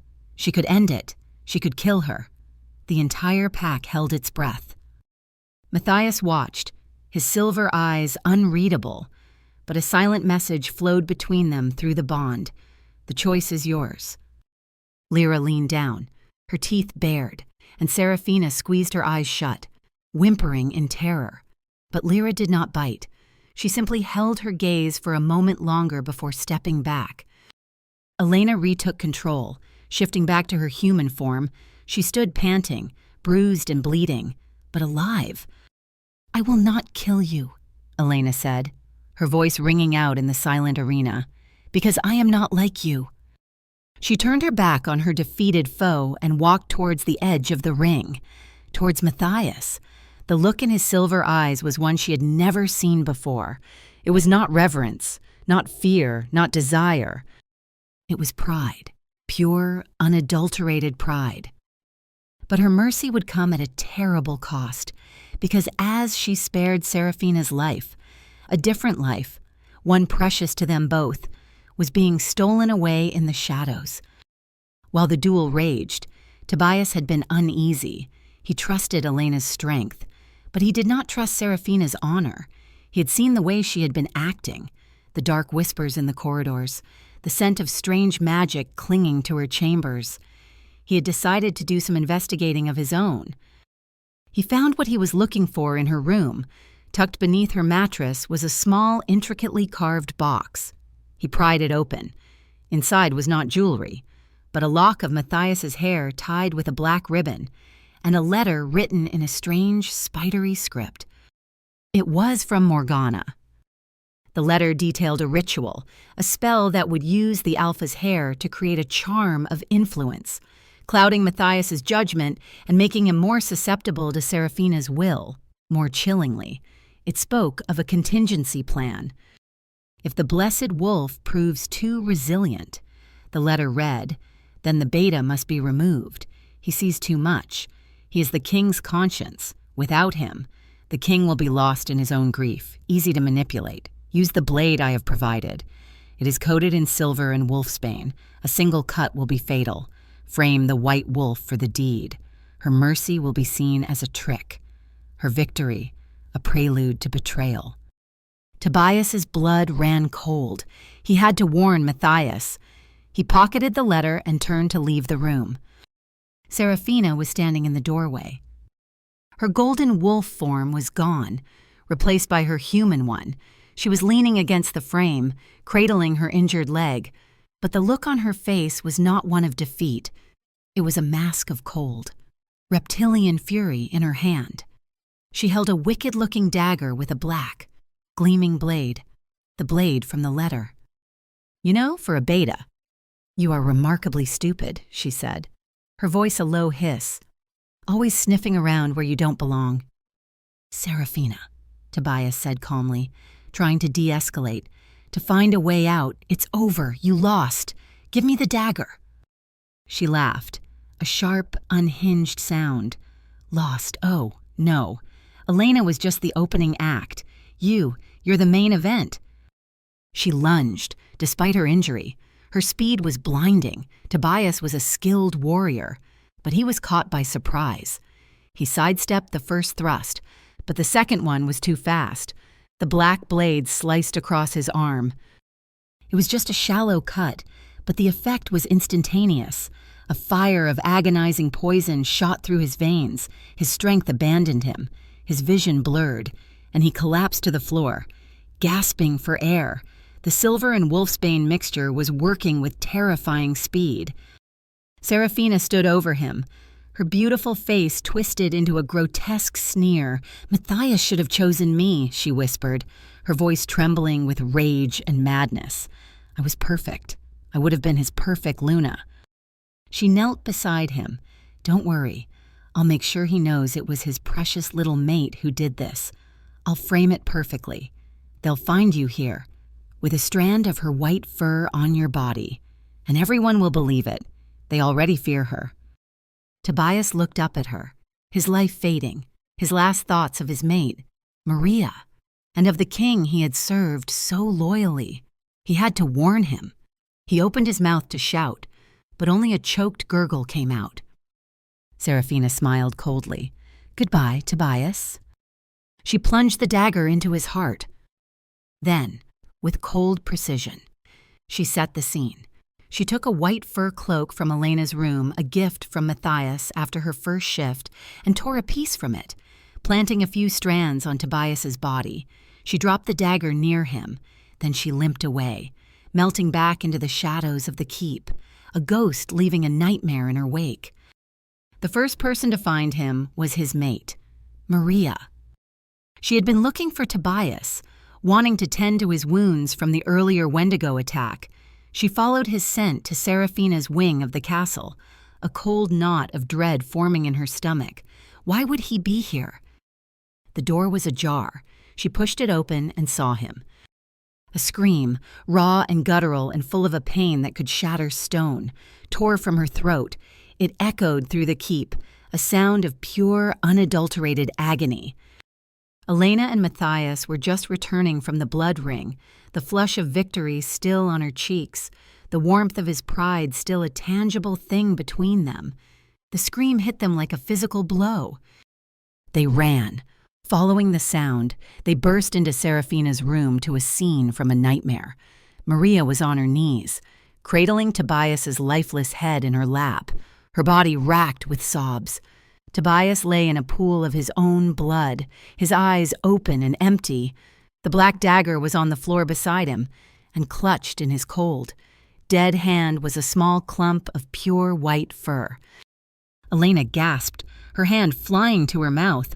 White fur, her fur. The pack members who had followed them crowded in the doorway. Their eyes went from the body to the fur to Elena. Their expressions, which had moments before held a grudging respect, now twisted into masks of horror and accusation. You, Maria whispered, her voice broken, her eyes lifting to meet Elena's. The grief in them was quickly being consumed by a blazing, vengeful rage. You did this. No, Elena breathed, shaking her head. No, I would never. She challenged Seraphina. Someone muttered from the crowd, and now the king's beta is dead. It's a coup. She's trying to seize power. The rumor spread like wildfire, fueled by fear and pre-existing superstition. Her mercy toward Seraphina was now seen as a cunning ploy, a way to create an alibi while she committed this monstrous act. Matthias stood frozen, his face ashen. He was staring at the body of his oldest, most loyal friend, the man who had been his brother in all but blood for centuries. The grief hitting him was a physical force, so powerful that Elena felt the backlash through their bond. Eastbound, a wave of agony that nearly brought her to her knees. Matthias, she pleaded, taking a step towards him. You know I didn't do this. You have to believe me. He looked at her, but he wasn't seeing her. He was seeing the evidence. He was seeing the white fur. He was hearing the accusations of his pack. His grief was a thick fog, clouding the bond between them, suffocating his reason. The letter Tobias had found was still in his friend's pocket, undiscovered. His face, which had held such pride only moments before, became a mask of cold, dead stone. The king of ice and shadow had returned. Seize her, he commanded, his voice devoid of all emotion. It was the coldest, most terrible sound Elena had ever heard. Take her to the dungeons. The guards hesitated, looking from their Alpha King to the blessed wolf. Now he roared, and the force of his command shook the very stones of the castle. 2 guards grabbed Elena's arms. She didn't struggle. She was in shock.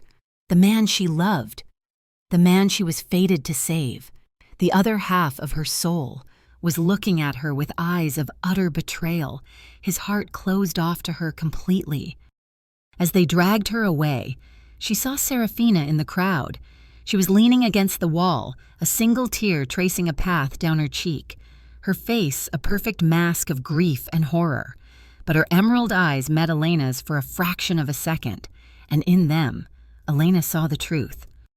She saw a flash of cold, reptilian triumph, and she knew she had been perfectly and utterly framed. The dungeons of Blackthorn Keep were carved from the mountain's heart, a place of cold, dripping stone and absolute silence. Her cell was small, its walls and bars forged from pure silver. The moment the heavy door slammed shut, she felt its effects. The silver acted like a poison to her werewolf half, sapping her strength, making her limbs feel heavy as lead. Lyra, who had been a vibrant presence in her mind, was reduced to a faint, pained whimper. The magic of the blessed wolf, the light that had healed Matthias, was suppressed, smothered by the cold, magical metal. She was just Elena again, small, weak, and alone. Days turned into an indistinguishable gray blur. Grief was a constant, heavy weight, grief for Tobias, a man who had shown her nothing but kindness, and a deeper, more personal grief for the trust she had lost with Matthias. The golden thread between them was still there, but it felt frayed, transmitting nothing but his arctic cold sorrow and a bitter, steel-edged anger. He did not come to see her. The pack, united in their mourning, despised her. Maria's grief, she learned from a sympathetic guard, had hardened into a burning need for vengeance. She was demanding a trial and an execution, and the Alpha King was listening. One night, Elena was lying on the cold stone floor, staring into the darkness, when she felt a subtle shift in the air. A shadow in the corner of her cell deepened, coalescing into a human form. It was a woman, tall and regal, wrapped in dark, flowing robes. Her face was hidden in shadow, but Elena could see her eyes. They were liquid silver, exactly like Matthias's, the woman from her dream. "So this is the 13th, the woman said, her voice like silk and steel. "Disappointing. I had hoped for more." "Who are you?" Elena whispered, trying to push herself up, her muscles screaming in protest against the silver's influence. The woman laughed, a low melodic sound that held no warmth. "You can call me Morgana." Elena's blood ran cold, the witch who had helped Serafina, the name from the duel. You framed me," Elena accused, her voice trembling with a weak surge of anger. Serafina was a pawn, a foolish, ambitious child, but she served her purpose, Morgana said, gliding closer to the bars of the cell. "As did you. You awakened your power. You drew him closer. You made him feel again. All part of the plan." "What plan?" Morgana's silver eyes glittered in the gloom. "You truly don't remember. Do you? None of you ever do. At first, you think you are the first girl to lie in this dungeon, accused of betrayal, waiting for him to sentence you to death. Oh, no, my dear. You are simply the latest in a very long, very tragic line." A wave of disjointed images flooded Elena's mind, a battlefield, a pyre, a poisoned cup, flashes of other lives, other deaths, always with him, always ending in tragedy. "He is my son," Morgana stated, and the words struck Elena with the force of a physical blow. "And I have been testing him for 1,000 years. I have given him 12 chances to prove he is worthy of love, worthy of salvation, and 12 times he has chosen duty over heart. He has let his mate die. He has failed." Failed what Elena choked out. "The test," Morgana's voice rose, cracking with an ancient frustration, "the test to see if he can overcome the darkness within him, and now He will fail again. He will listen to his grieving pack. He will sentence you to death to maintain order, and he will prove, for the 13th and final time, that he is nothing but a monster. He will belong to me, to the shadow, forever." Morgana smiled, a chilling, predatory expression. "The execution is set for the next full moon. In 3 days. I just wanted to come and see the hope of the world fade one last time. Goodbye, blessed wolf." The shadow dissolved, leaving Elena alone in the suffocating silence, the witch's words echoing in her mind. Matthias's mother, a 1,000-year test, 12 deaths. It wasn't a prophecy, it was a history, a cruel, repeating history, and she was trapped in its final deadly chapter. The news of Elena's impending execution spread through the keep. Most of the pack felt a grim sense of justice. Their beloved Beta had been avenged. But Maria, the one with the most reason to hate Elena, felt a growing unease. Her grief was still a raw, open wound, but in the quiet moments of the night, questions began to plague her. She remembered Tobias telling her he was worried about Seraphina. She remembered him saying something felt off about the alpha female. Why would he have gone to her room? Why would Elena, who had just shown Seraphina mercy in a public duel, brutally murder her king's closest friend in secret? It didn't make sense. Her victory was already absolute. Driven by a desperate need for the truth, for a certainty her heart could no longer provide, Maria began her own investigation. She went back to the scene of the crime.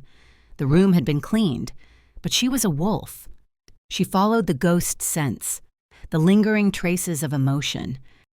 She traced Tobias's path. He hadn't gone there to fight. His scent trail was calm, inquisitive. He had been looking for something. What? Her gaze fell upon the mattress, acting on a hunch. She lifted it, and there, fallen into a crack in the bed frame, was something Tobias must have dropped in the struggle, a small, intricately carved box, the one that had held the letter. It was empty, but the scent on it, it was Seraphina's. Yes, but underneath it was the faint, unmistakable smell of dark, unfamiliar magic, the same magic she had scented on the black dagger. The pieces started to click together in her mind. Tobias was investigating Seraphina. He found something, and she killed him for it. Maria's search became frantic. She tore through Seraphina's room, looking for anything else Tobias might have missed. In a jewelry box, beneath a false bottom. She found it, a small, sealed vial containing a dark, swirling liquid, and tied to it, a note. It was a second set of instructions from Morgana. If the frame fails, use this, a drop in the king's wine, a poison of despair. It will not kill him, but it will make him see his worst fears. He will see his mate as the monster everyone claims she is. He will do your work for you. It was the final, damning proof. Seraphina hadn't just killed Tobias. She was planning to magically manipulate Matthias into killing Elena if the frame-up didn't work. Clutching the vial and the note, Maria ran. She ran through the halls of the keep, her heart pounding with a new kind of grief, the grief of knowing an innocent was about to die, and that she herself had been calling for her blood. She burst into the Alpha King's study without knocking. Matthias was standing by the window, staring out at the snow-covered peaks, a glass of dark wine in his hand. He looked like a ghost, his face hollowed out by sorrow, his silver eyes dull with pain. "Alpha King," Maria gasped, holding out the evidence. "You are wrong. It wasn't Elena. It was Seraphina. She killed him. She killed my Tobias." She explained everything: the box, the scent of magic, the vial, the note. She laid it all out on his desk. Matthias stared at the items, his face unreadable. He looked from the vial to Maria's desperate face, and then down at the wine in his own hand. He had just poured it.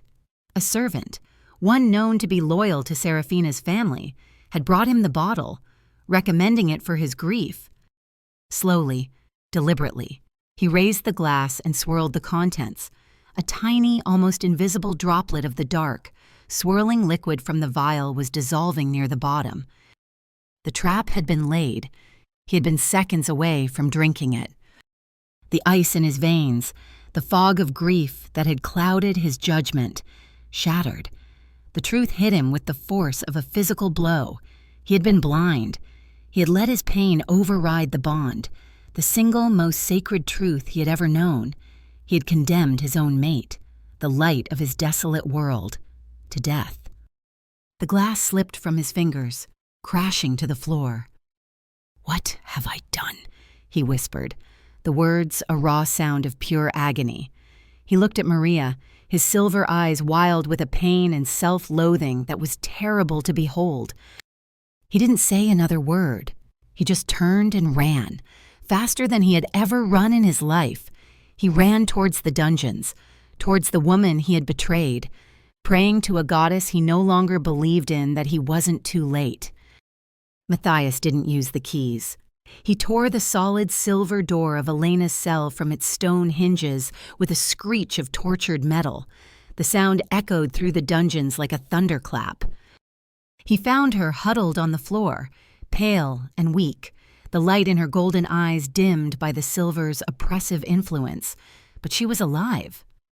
For a moment, he just stood there, his chest heaving. The sight of her, so fragile and broken because of him, was a dagger in his soul.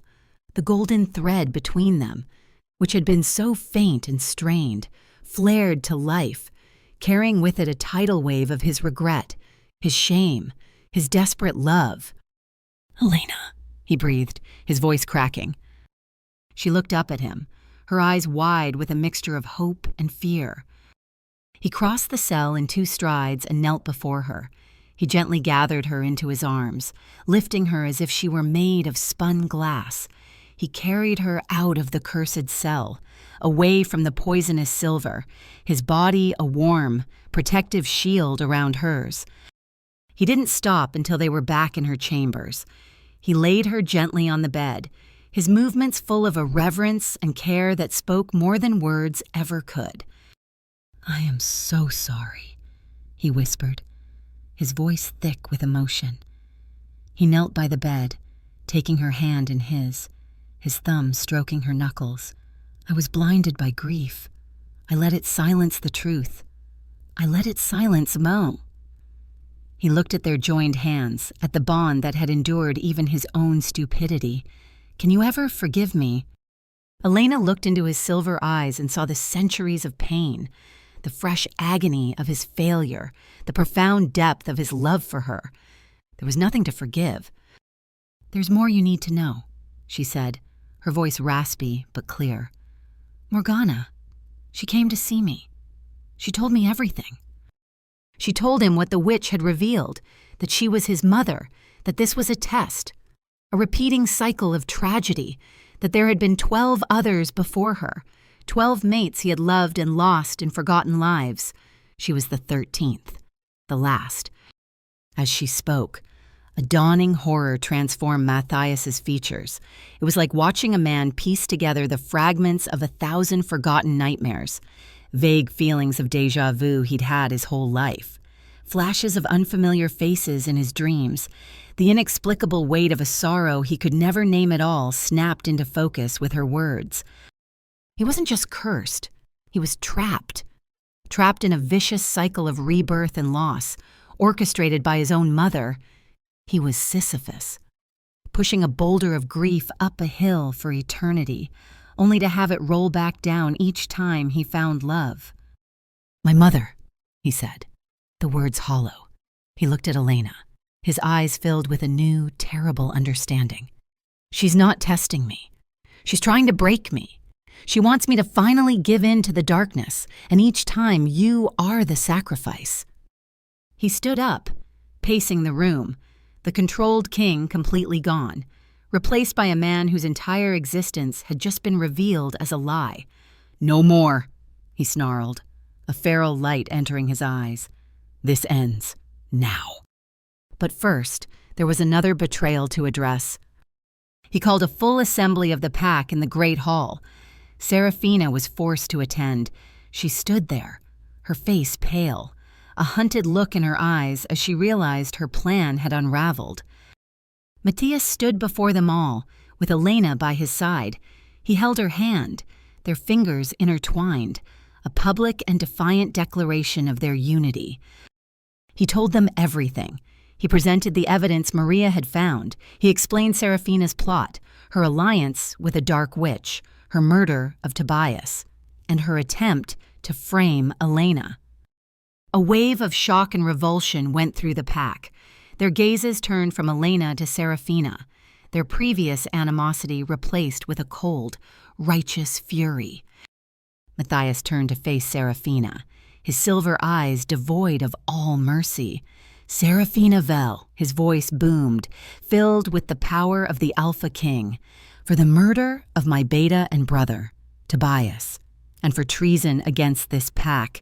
You are stripped of your rank and title. You are no longer an Alpha's daughter. You are nothing. Her father, Alpha Dorian, stepped forward, his face a mask of shame and disgust. She is no longer my daughter. The Silver Moon Pack disowns her. You will be cast out, Matthias continued, his judgment absolute. You will be a rogue, an Omega with no pack. You will live with the knowledge of what you have done for the rest of your miserable life. As the guards began to drag her away, Seraphina finally broke.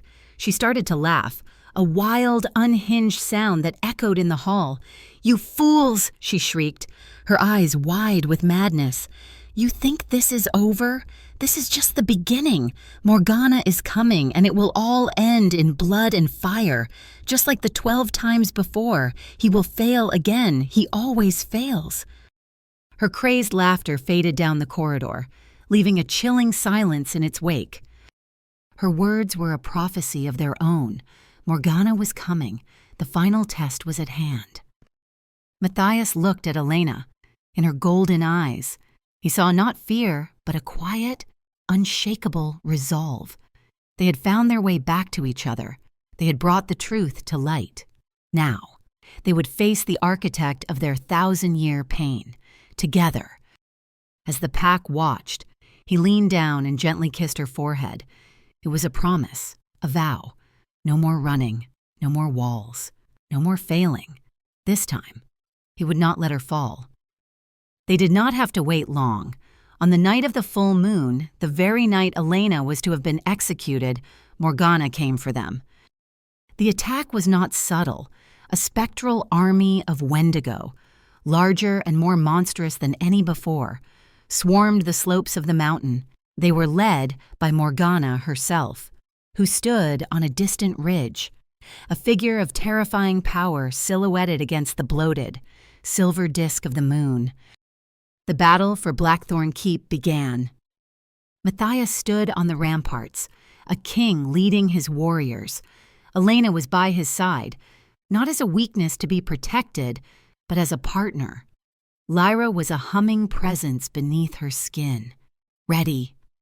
The light of the blessed wolf radiated from her, a beacon of hope against the encroaching darkness. I will face her, Matthias said. His eyes locked on the distant figure of his mother. This is between my family. Your family is my family now, Elena replied, her hand finding his, and this is a battle for our future. We face her together. He looked at her, and the love in his silver eyes was so fierce, so absolute. It was a tangible force. He squeezed her hand, a silent agreement.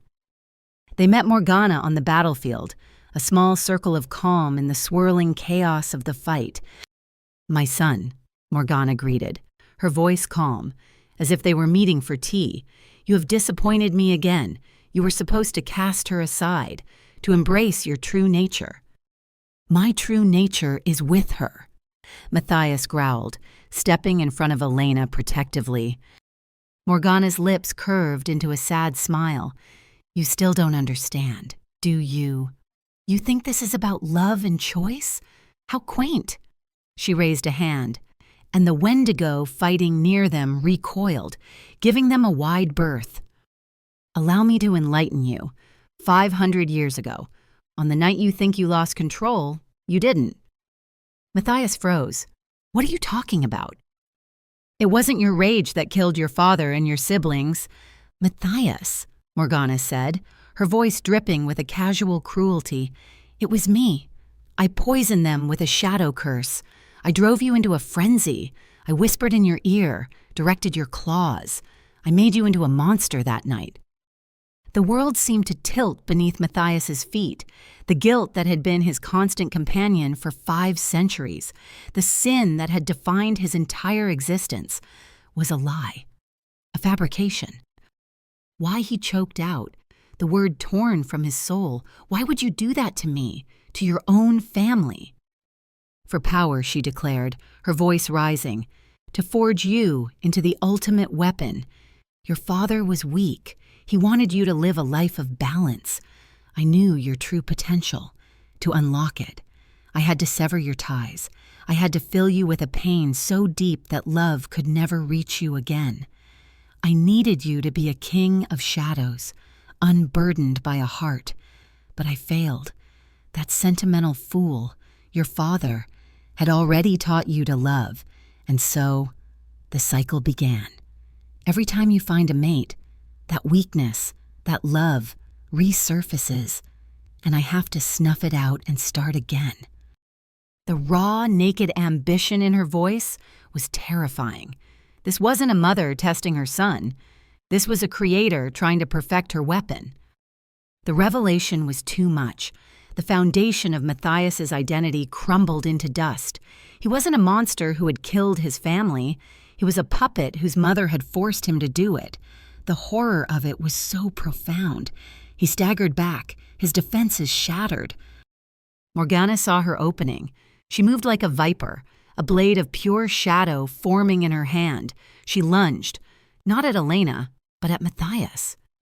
Elena screamed, pushing him aside, but the blade still found its mark, slicing deep into his side. He cried out, collapsing to one knee, his hand pressed against the wound, from which black smoke, not blood, began to rise. The cycle ends tonight, Matthias, Morgana hissed, raising the shadow blade for the final blow. This time, I will not let you be reborn. I will claim your soul for the shadow, once and for all. But as she brought the blade down, a wall of brilliant, golden light erupted between her and Matthias. Elena stood there, her eyes blazing, her body radiating the pure, untamed power of the blessed wolf. You will not touch him, she snarled, her voice layered with Lyra's, ringing with celestial power. Morgana recoiled, shielding her eyes from the light. The little wolf has claws, she sneered. You cannot defeat me. I am eternal. You are a monster, Elena retorted, and my light was born to banish monsters like you. The final confrontation had begun, not between a mother and son, but between the darkness that sought to consume and the light that refused to be extinguished. As Elena's light held Morgana at bay, the witch's facade of calm control finally cracked, revealing the ancient, terrifying entity that wore her face. You think this is my story? Morgana shrieked, her voice twisting into something ancient and guttural. This began a millennium ago, before the first brick of that pathetic keep was ever laid. It began with a war between gods. The air grew heavy, thick with the weight of her words.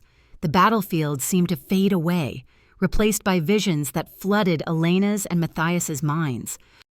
They saw 2 celestial beings, one, a woman of serene, silvery light, the moon goddess, Selene the other, a being of pure living shadow, the shadow god, Nyx.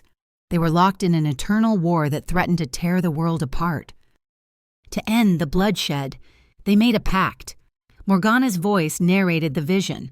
They would merge their essences to create a child, a being of both light and shadow, destined to rule as a bridge between the 2 realms, to bring balance forever. A vision of a celestial birth appeared, a soul of silver and shadow, beautiful and terrifying in its duality. That child was you. Matthias, Morgana revealed. Matthias, clutching his wounded side, stared in shock. He was not just a werewolf, he was a demigod, the son of the two most powerful forces in their world. But the pact was a lie, Morgana continued, her voice filled with ancient bitterness. Nyx never wanted balance. The shadow god wanted domination. He saw his son as the ultimate weapon. But Selene, the ever-righteous moon goddess, interfered. Before Nyx could claim the boy's soul, she cast a curse of her own, a protective curse, the cycle of rebirth. The vision shifted. They saw Selene weeping as she cast her spell. Every 100 years, the child would be reborn as a werewolf, the dominant species of her making. He would forget his divine heritage, forget his past lives, and in each life, Selene would send a sliver of her own soul, a blessed wolf her champion, her daughter to find him, to love him, to give him a chance to choose the light, to earn his salvation and break Nyx's influence. A montage of faces flashed through Elena's mind, Ariana, and 11 others, the 12 lives before hers, 12 blessed wolves, 12 daughters of the moon goddess, sent to save the son of the warring gods. But Nyx was clever, Morgana sneered. The shadow god couldn't break the curse, so he worked within it.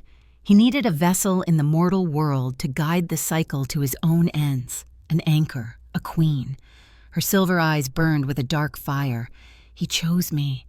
I have been his vessel for 1,000 years. It was Nyx who whispered to me, promising me eternal life, ultimate power. It was Nyx who commanded me to murder my family, to turn my own son into a creature of pain. It is Nyx who has ensured that in every lifetime, the blessed wolf dies, and Matthias is driven further into the despair that feeds the shadow. Matthias stared at the woman who was once his mother, now understanding she was just a puppet for a dark god. His entire life, his entire history of pain, was a game being played by celestial beings, and he was the board.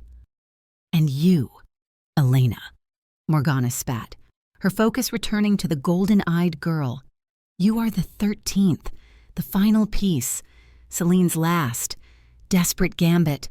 If you save him, the curse breaks, and he is free. If you die, his soul belongs to Nyx forever, and through him, Nyx will finally consume the world. The truth was laid bare, immense and devastating. This wasn't just a battle for a pack, or for their love. It was the final battle for the fate of the world. Then it ends now, Elena said, her voice quiet but filled with an unshakable certainty. She drew on the deepest well of her power, the divine light of the moon goddess flowing through her. Your god chose the wrong wolf to threaten. She unleashed her light. It was not a wave this time, but a concentrated beam of pure, holy energy. It struck Morgana square in the chest. The witch screamed, a sound that was not human. Black smoke poured from her eyes and mouth as the divine light purged the shadow god's influence from her body. Nyx's hold was broken. Morgana, or rather, the mortal woman who had once been Evangeline Blackthorn, collapsed to the ground, unconscious, freed from her 1,000-year prison. But the battle was not over. The wound in Matthias's side, inflicted by a blade of pure shadow magic, was festering. The darkness was consuming him from within. He collapsed, his body convulsing, his silver eyes flickering. "Elena!"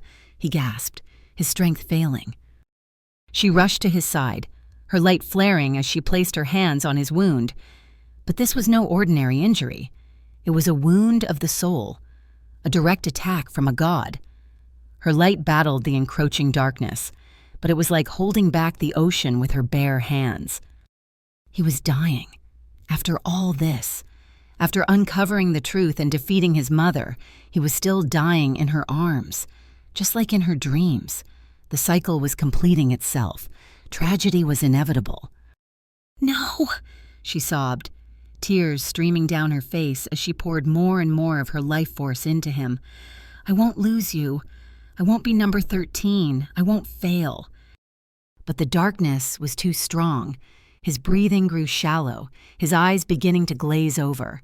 The vicious cycle was about to claim its final victim. Matthias floated in a sea of nothingness. The pain was gone. The chaos of the battle was a distant echo. There was only a profound, peaceful silence. He knew, with a certainty that was both terrifying and serene, that he was dying. His soul was untethering from his body.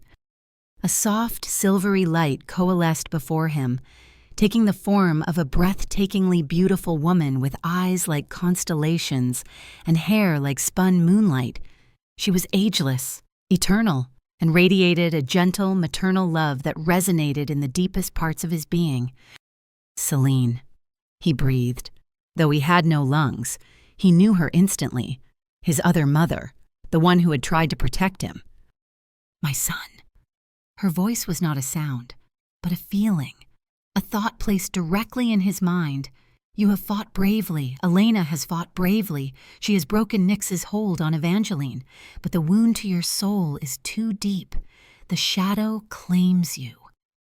So this is it, Matthias stated, a profound weariness settling over him, 1,000 years of struggle, for nothing. The cycle ends with my defeat. There is one last choice to make, Celine said, her celestial face filled with sorrow. It is all the power I have left to offer you. I can bend time and fate for a moment, to give you this final say in your own destiny. 2 images appeared before him in the silvery void. The first was a vision of a happy life, he and Elena, laughing. He saw them growing older together, saw her face lined with age and wisdom, but it was a short life. The vision ended after what felt like only a decade. He saw himself die peacefully, an old man in spirit, if not in body, with Elena weeping by his side. You can choose this, Celine offered. I can use my remaining power to purge Nyx's poison, but it will burn out the divine spark within you. You will live a mortal life with her. You will have 10 years of happiness, but when you die, she will live on, bearing the grief of your loss for the rest of her days. She will remember you. She will mourn you. The second image appeared. It was Elena again. She was standing in the courtyard of Blackthorn Keep, a happy, carefree smile on her face. A small child with golden hair was holding her hand, but he was not there. She looked peaceful, content. There was no trace of sorrow in her eyes. It was as if she had never met him. Or, you can choose this, Celine said softly. Let the shadow take you now. Sever your soul from this world. In exchange, I will erase you from her memory, from everyone's memory. She will never know you existed. She and the child she carries will live a full, happy life, unburdened by your curse, untouched by grief. The choice was laid bare, 10 years of perfect happiness with her, at the cost of her eventual, lifelong sorrow, or his own immediate annihilation, at the prize of her eternal, ignorant bliss. Matthias looked at the visions. He thought of the 12 women before Elena. He thought of Ariana, and all the others he couldn't remember but whose sacrifices were now a weight on his soul. He thought of the pain he had caused, the darkness that clung to him. He looked at Elena's smiling face in the second vision. She was so beautiful when she wasn't afraid, when she wasn't fighting for her life. He saw the child, their child, and his non-existent heart ached with a love so fierce it was a physical pain. He could be selfish. He could take the 10 years. He deserved some happiness, didn't he? A decade of her love would be worth an eternity of suffering. But then he looked at the first vision again, at her face, streaked with tears as she mourned his death. He saw the decades of loneliness stretching before her. He couldn't do it. He couldn't be the cause of her pain. Not again. Not one last time. The 1,000-year war within him was finally over. The choice was clear. "I choose the second path," Matthias said, his voice firm, filled with a resolve that was absolute. He looked at Celine, his soul eyes clear and calm. "I choose her happiness over my own. If my erasure is the only way to truly free her from this curse, then let me be forgotten. Let me go." He had finally learned the lesson his 12 previous lives had failed to grasp. True love wasn't about possessing. It was about sacrificing. A slow, radiant smile spread across Celine's divine face. The sorrow in her eyes was replaced by a look of immense, shimmering pride. "You finally understand," she whispered. The visions vanished. The silvery void around them blazed with a light so powerful it was like being at the heart of a new star. "That was the trial, my son." Celine's voice boomed with restored power. The final test was never about strength. It was never about defeating the darkness with force. It was about selflessness. It was about proving that the light within you, the part of you that is me, the part of you that Elena reawakened, was stronger than the shadow's selfishness. "The 12 other times," she explained, as the light poured into him, healing the wound in his soul. "In their final moments, your other selves always chose to live. They begged for more time. They could not bear to let their love go, even if it meant she would suffer later. Their love was a chain. Yours, your love is a key. You chose her freedom over your own existence. You have broken the cycle. You have passed the test." The darkness of Nyx's poison was burned away, purged by Celine's pure light. His soul, once fractured and dying, was made whole again, stronger than before, infused with the divine power of both his parents, finally in balance. "Go back to her," Celine commanded, her voice filled with love. "Go back and live the life you have earned, both of you." The void disappeared. Matthias felt a great rushing sensation, like a star falling back to earth. He took a sharp, gasping breath, and his silver eyes snapped open. He was lying on the cold ground of the battlefield, his head in Elena's lap. Her tears were falling on his face, each one a tiny, scalding star. She was chanting his name like a prayer, her hands still pressed to his side, her own light fading as she poured the last of her life force into him. "Elena," he rasped. Her head snapped down, her golden eyes widened in disbelief. "Matthias." "I'm here," he said, his voice stronger now. He reached up and gently wiped a tear from her cheek. "I'm not going anywhere." He sat up, feeling a power coursing through him that was new and whole. The wound in his side was gone. He looked at Elena, truly looked at her, and for the first time in 1,000 years, his soul was not a thing of shadow and pain. It was a thing of balance, of light, of a love that had conquered gods and fate. He had broken the curse. He was free, and they had forever. 1 month later, beneath the benevolent gaze of a full white moon, the entire pack gathered not for war, but for a wedding, the rite of mating for their Alpha King and his blessed Luna. Alphas from packs across the continent had come to bear witness.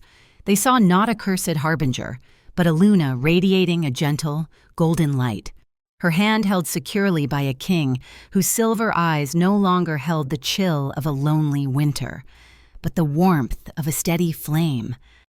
Maria, now Matthias's official beta, stood beside them, her face filled with a happiness that finally outshone the sorrow in her eyes.